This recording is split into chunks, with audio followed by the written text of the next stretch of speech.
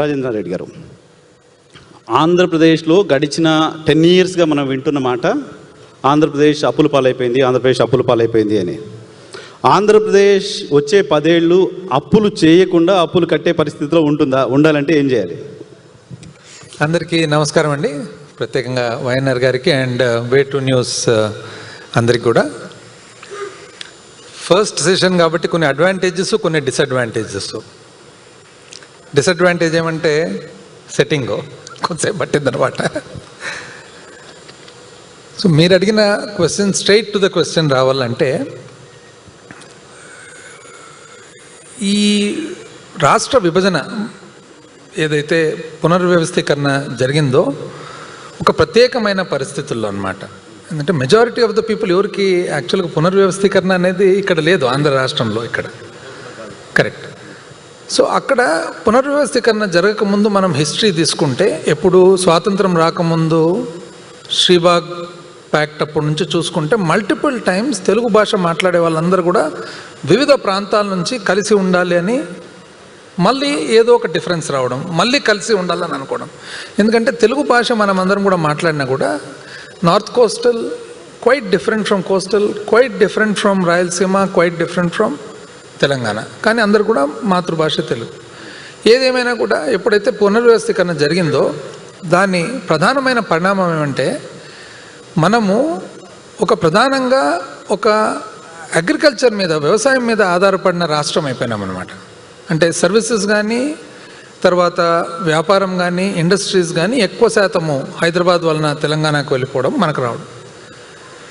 So ఏదైతే అప్పుల పాలైంది అని అనడం మాత్రము చాలా అవాస్తవం. ఎంతోమంది, ఎందుకంటే పేర్లు పార్టీలు చెప్తే బాగుండకపోవచ్చు వేదిక మీద నుంచి, ఏది మాట్లాడినా కూడా రాష్ట్ర ప్రెస్టీజ్ ఏమవుతుంది అన్న. మళ్ళా ఇప్పుడు మాత్రం రాష్ట్ర ప్రెస్టీజ్ అప్పుల పాలైంది అనడంలో ప్రెస్టీజ్ ఏమైనా పెరుగుతుందా? ఎందుకంటే వాస్తవము అప్పుల పాలు కాలేదు. అయితే ఇది కొంచెము టెక్నికల్గా ప్లస్ ఫిగర్స్తో కూడిన అంశం కాబట్టి మీరు పర్మిట్ చేస్తే I refer to some figures.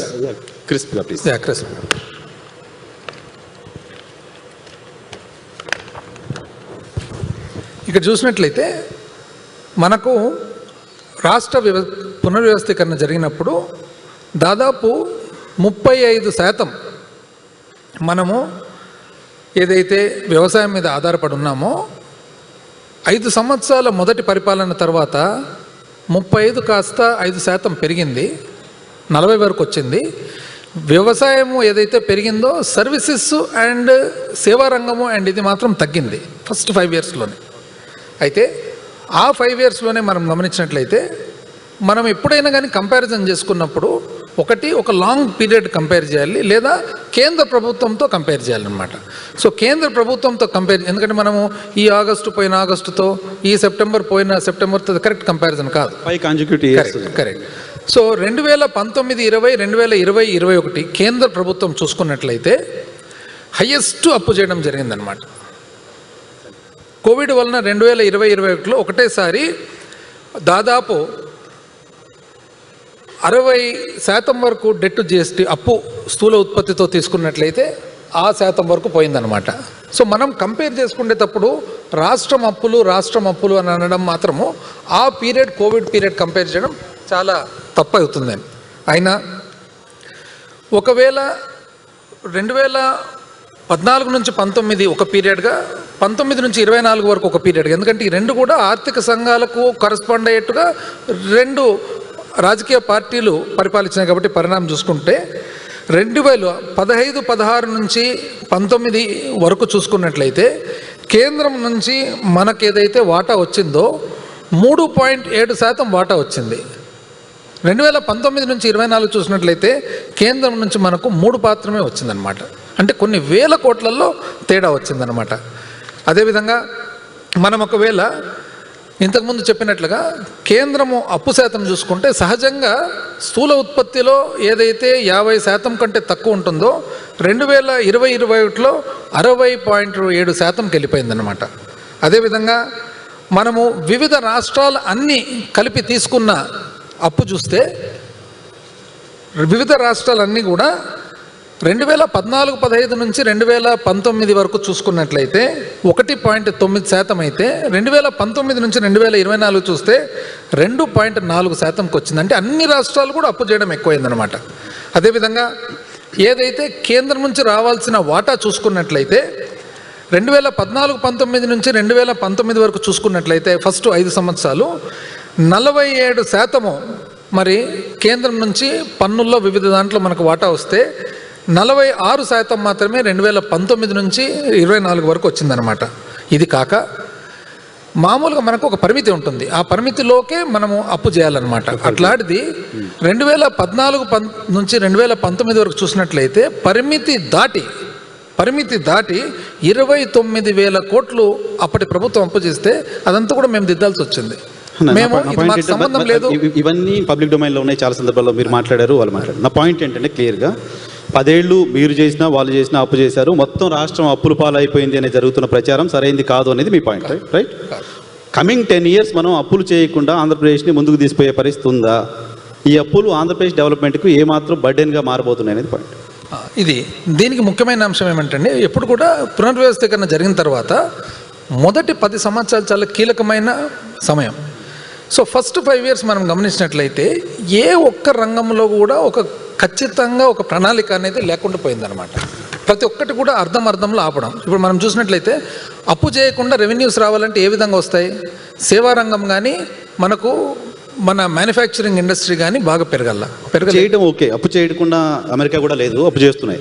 కానీ చేస్తున్న డబ్బులను ఎక్కడ ఖర్చు పెట్టారనే దాని మీద పాయింట్ వస్తుంది.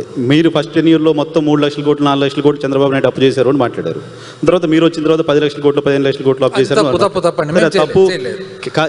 కేంద్ర ప్రభుత్వం పార్లమెంట్లో చేయలేదు. కేంద్ర ప్రభుత్వం పార్లమెంట్లో చెప్పిన లెక్కలు, ఈ రాష్ట్ర ప్రభుత్వం అసెంబ్లీలో చెప్పిన లెక్కలు చూసినప్పుడు వాస్తవాలు ఏంటో ప్రజలకు తెలిస్తే సరే వదిలేద్దాం. అది నా పాయింట్. లేదు, మళ్ళీ అప్పులు చేయడం తప్ప ఆంధ్రప్రదేశ్ సస్టైన్ అయ్యే పరిస్థితి లేదా? ఆంధ్రప్రదేశ్ ఇన్కమ్ను పెంచడానికి సంబంధించిన ప్లాన్ ఏంటి? వైఎస్ఆర్ కాంగ్రెస్ పార్టీ దగ్గర ఉన్న ప్లాన్ ఏంటి? మేము 2019 నుంచి 24 వరకు చేసిన పరిపాలన ఏమంటే, ఒకటి, ఆ రోజు ఆనాటికి మనకు ఫస్ట్ హ్యూమన్ క్యాపిటల్ డెవలప్మెంట్ అన్నమాట. మనకు వ్యవస్థీకరణ జరిగిన తర్వాత ప్రధానంగా వ్యవసాయం మీద ఆధారపడిన రాష్ట్రంలో పిల్లలందరూ కూడా వెరీ సూన్ క్విక్గా వీళ్ళను చదువుల్లో ఎడ్యుకేషన్లో డెవలప్ చేసి వీళ్ళను ఏదో ఒక రూపంలో ఎంప్లాయ్మెంట్ ద్వారా పోవాలనే ఉద్దేశంతోనే మనం వివిధ ప్రోగ్రామ్స్ టేకప్ డెవలప్మెంట్. ఎస్ అదొకటి. దాంతోపాటు ఏదైతే బయట పబ్లిక్ వివిధ రంగాల ద్వారా ఒక అవాస్తవమైన ప్రచారం జరిగిందో అదంతా తప్పు.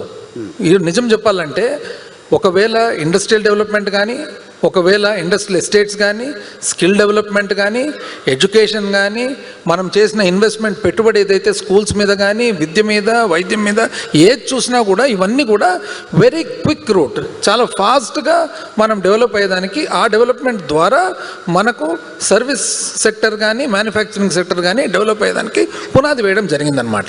అంటే ఏదైతే మనము ఇన్వెస్ట్ చేసినామో, పబ్లిక్ మీద ఇన్వెస్ట్ చేసినామో అతి త్వరగా రిటర్న్స్ వచ్చేటట్లుగా, అతి త్వరగా కమింగ్ 10 years మీరు లాస్ట్ 5 years మీరు ఇన్వెస్ట్ చేసింది ఏదో కమింగ్ 10 yearsలో వస్తుందా రికరింగ్? మనకు ఖచ్చితంగా కదండి. వాట్ ఎవర్ ఇప్పుడు ఈరోజు మీరు గమనియండి, దేశవ్యాప్తంగా కూడా ఇంగ్లీష్ లాంగ్వేజ్ అనేది మన పిల్లలు స్కూల్స్లో మాట్లాడగలుగుతున్నారంటే are we not preparing them for the coming days?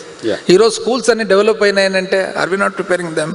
Skill development ఒకసారి చూడండి, స్కిల్ డెవలప్మెంట్లో జరిగిన ఏదైతే ఇంప్రూవ్మెంట్ ఉందో are we not preparing them? Almost ప్రతి ఒక్క ఐటీఐ కానీ, పాలిటెక్నిక్ కానీ, నర్సింగ్ ఇన్స్టిట్యూట్ కానీ ఇవన్నీ కూడా we have actually tied up with ఎవరితో? టైడప్ విత్ ఇండస్ట్రీని పార్టిసిపెంట్స్గా పెట్టడం జరిగిందనమాట.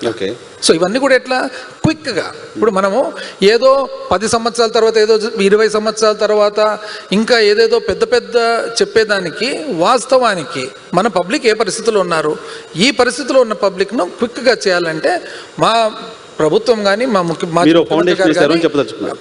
స్టూడెంట్స్ మీద యూత్ మీద ఇన్వెస్ట్ చేయడం జరిగింది. Of course it will take little time. నాకు సింగిల్ లైన్ ఆన్సర్ చెప్పగలరా? వచ్చే 10 ఏళ్ళు ఇప్పుడు పెరుగుతున్న స్థాయిలో, ఇప్పుడు చేస్తున్న స్థాయిలో అప్పులకు సంబంధించిన గ్రోత్ రేట్ ఉంటుంది లేదు తగ్గుతుంది? తగ్గించగలం?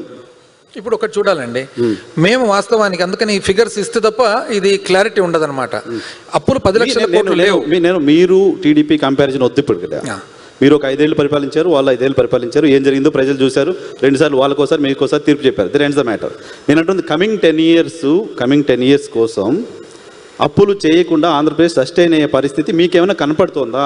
5 సంవత్సరాలు ఫైనాన్స్ అంటే మినిస్టర్గా ఇప్పుడు పనిచేసి ఈ ప్రభుత్వం ఏదైతే నిర్ణయాలు తీసుకుంటున్నారో, వాళ్ళ ప్రయారిటీస్ చూసినట్లయితే అప్పు మాత్రము మాకంటే డబుల్ చేస్తున్నారు. మేము 3 లక్షల చిల్లర కోట్లు 5 సంవత్సరాలు చేస్తే 1,80,000 కోట్లు 50% 1 ఇయర్లోనే చేయడం జరిగింది, ఒక్క సంవత్సరంలో. పోనీ చేసిన డబ్బులు ఎక్కడ పోతున్నాయని చూస్తే ఎక్కడ కూడా స్థిరంగా ఎక్కడ కనపడుతుంది? డెవలప్మెంట్ మీద పెడుతున్నట్టు ఎక్కడ కనపడుతుందండి? ఆంధ్రప్రదేశ్కి ఒక రాజధాని లేదు. మీరు ఇంతకుముందు చెప్పారు రాష్ట్ర విభజన జరిగినప్పుడు పదే విడిపోయి వచ్చాం. మద్రాసు నుంచి వచ్చాం, నష్టం జరిగింది. హైదరాబాద్ డెవలప్ చేసాం, బయటకు వచ్చాం, నష్టం జరిగింది. ఇప్పుడు ఆంధ్రప్రదేశ్కి ఒక క్యాపిటల్ కావాలనే ఎమోషన్ ఉంది కదా, దానిపైన ఖర్చు పెట్టడం నిరర్థకంగా ఎలా కనపడుతుంది మీకు? ఇప్పుడు ఒక ఉమ్మడి కుటుంబం తీసుకుందామండి. ఇద్దరు అన్నదమ్ములు ఉంటారు, భాగాలు పోతారు ఏదో రోజు ఏ కారణం వలనో. భాగాలు పోయినప్పుడు ఒకరికేమో వ్యాపారం వస్తుంది, ఒకరికి వ్యవసాయం వస్తుంది. సిమిలర్ అనుకోండి. ఇప్పుడు వ్యవసాయం వచ్చిన తమ్ముడు కానీ అన్న కానీ మళ్ళీ కోలుకొని ఒక స్థాయికి రావాలంటే ఇమ్మీడియట్గా తన వ్యవసాయాన్ని ఇంప్రూవ్ చేసుకుంటాడా, లేదా తను వ్యాపారం చేసేదానికి ప్రయత్నం చేస్తాడా, లేదా ఇంకొక మార్గాన మన ఇన్కమ్ పెంచుకునే దానికి చూస్తారా, లేకుంటే పెద్ద బంగ్లా కట్టుకుంటారా? కేర్ ఆఫ్ అయితే ఉండాలిగా. అంటే రాష్ట్రం అంటే ఏంటి అంటే క్యాపిటల్ అయితే కనపడాలి. అక్కడ మనం చూడాల్సినది మనకు పబ్లిక్ ఇచ్చిన మ్యాండేటు ఒక రాజధాని అవసరం కాబట్టి కట్టమనే, ఒక నగరం కట్టమనే. రాజధాని నగరం కట్టమని అయితే ఇవ్వలేదు కదా. మీరు రాజధాని కట్టాలంటే దాని పద్ధతి దానికి ఉంటుంది. మీరు ఎక్కడ కావాలంటే అక్కడ కట్టుకోవచ్చు, ఇంకోటి చేయొచ్చు, కానీ దాని పద్ధతి దానికి ఉంటుంది. కానీ నగరమే కట్టాలని చూస్తే అది వీలవుతుందా? ఈ పరిస్థితుల్లో ఇప్పుడు నేను ఒక వైట్ పేపర్ అనేది ఒకటి నేను చూడడం జరిగిందనమాట అమరావతి మీద. ఈ కొత్త ప్రభుత్వం వచ్చిన తర్వాత ప్రజెంట్ చేసిండేది.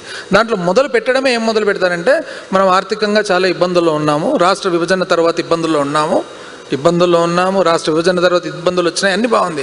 కానీ ఇబ్బందుల్లో ఉన్నప్పుడు ఏదైతే మనం మన దగ్గర ఉన్న మినిమం డబ్బులు ఉన్నాయో దాన్ని ఏ విధంగా ఖర్చు పెట్టబోతున్నామో, ఎంత క్విక్గా రిటర్న్స్ వస్తాయి, ఏ విధంగా మనం అప్పు చేస్తే ఆ అప్పును ఏం చేయాలి, పబ్లిక్ మీద ఇన్వెస్ట్ చేయాలన్నా లేకుంటే మనము 1,00,000 కోట్లతో ఒక నగరం కట్టుకునే దానికి పోవాలనేది ప్రశ్న.